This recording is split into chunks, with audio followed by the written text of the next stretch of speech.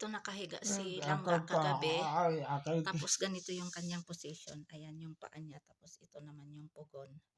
So si Fatma dito naman siya nakaupo sa tabi ni Langga.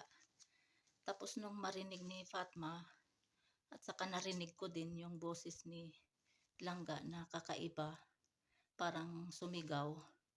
Sumilyap kaagad si Fatma kasi dito lang siya sa tabi.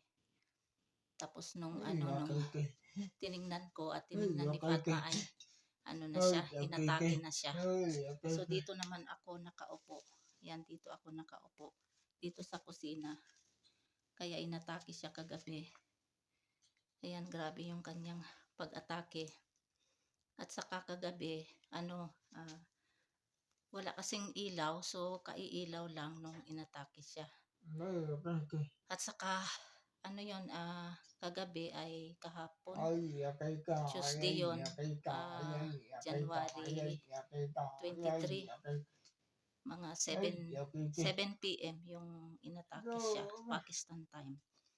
So, ang ginawa ko, tumaya ako kaagad tapos inalalayan ko si Langga dito para yung move yung kanyang paa. Kasi na siya nagtumigas na. Kung hindi ko siya inalalayan, pinasok niya yung kanyang paa dito. Tapos si Fatma naman, nung inatake na si Langga, ay lumabas si Fatma.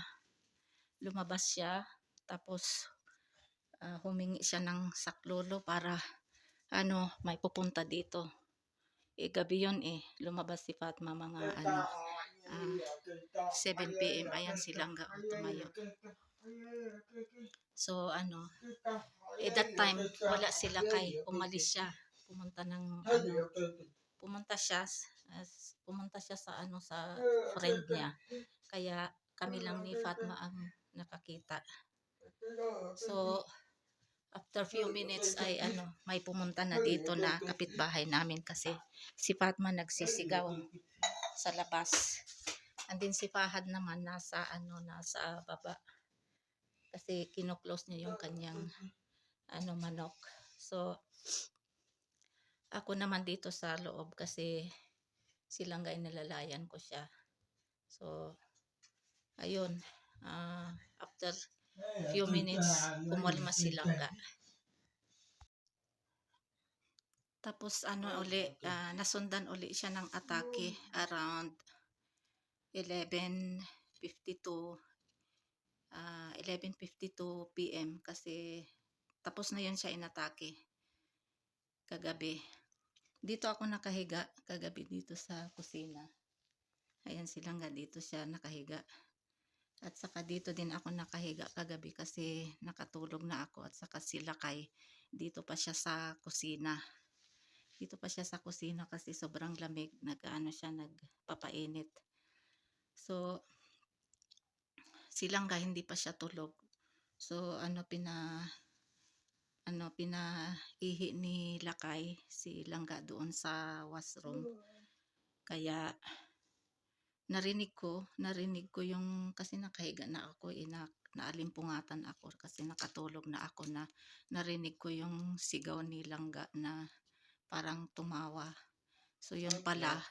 Tapos tumayo ako kaagad na pumunta ng washroom. Tapos yun sabi ni Lakay wala. So nung lumabas ako dito sa paglabas ko sa kusina, ayun na inatake ulit si Langga. Kaya buti na lang nung inatake bago atakihin si Langga ay pinatayo na ni Lakay sa washroom, yung sa seat ba. So tamang-tama nung nilabas ni Lakay si Langga, dito na siya natumba. So nagising ako. Ayan dito nakaupo si Langga kasi pinaihi nga ni Lakay. So ayun, narinig ko kasi nakahiga nga ako sa kusina.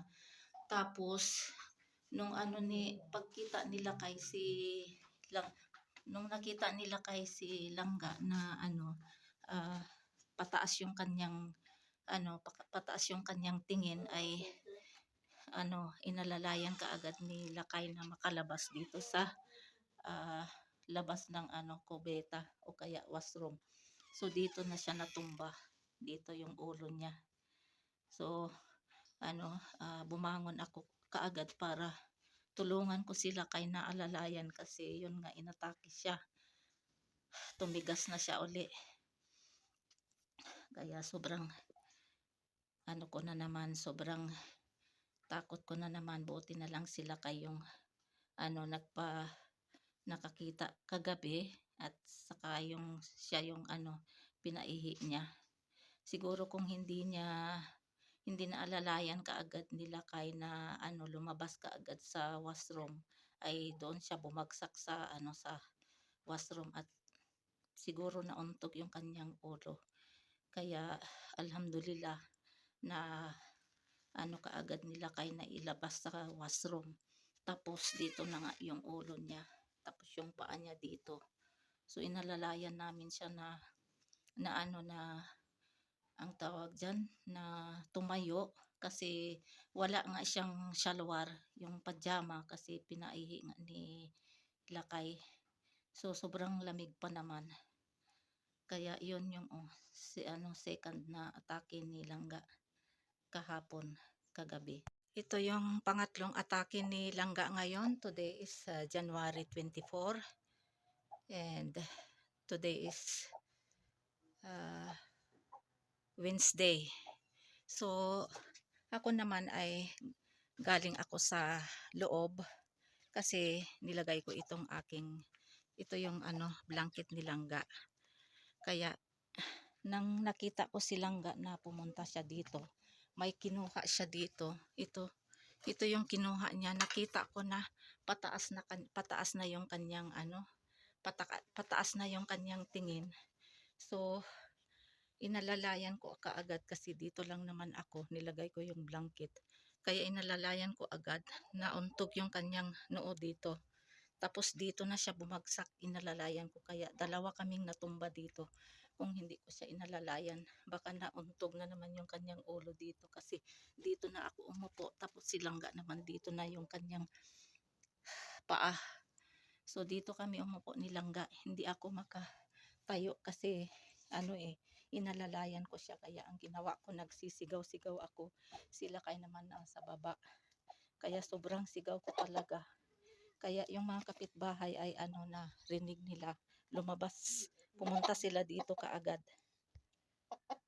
Nakikita nyo itong ni Langga, yan yung nauntog kanina. Buti naalalayan ko kaagad. Kung hindi ko naalalayan, sobrang untog pa.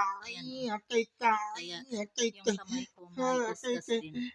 Ayan, may konting gasgas. Ayan kasi nga nagasgas siguro, hindi ko na alam kung ano yung nangyari sa amin ni Langga nung inatake siya. Basta inalalayan ko siya kaagad. Kaya konti lang yung kanyang yung kanyang untog sa simento. Ito na naman inatake si Langga pang 4 times. Galing ako sa labas, tapos kagagaling ko lang sa labas, tapos umupo ako dito. Ayan kasi malamig sa labas.